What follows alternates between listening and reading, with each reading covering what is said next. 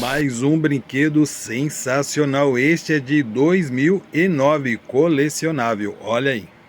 Olha só que legal, pessoal. Esse aqui é a locomotiva Thomas. A carinha dele aqui, ó. Só que esse foi muito bem usado. Pode ver que está bem desgastado, mas está inteiro, ó. Aqui na frente, aqui embaixo, então, foi arranhado até umas horas. Olha lá a data, ó, 2009 Mattel. Porém, meus amigos e minhas amigas, está funcionando. Eu não sei o nome do personagem aqui, ó, mas quando você aperta aqui, ele sai rodando. Muito legal, ó. Apertei e ele está funcionando ainda.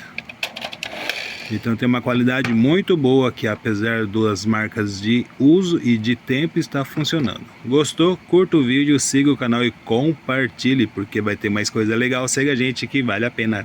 Tchau!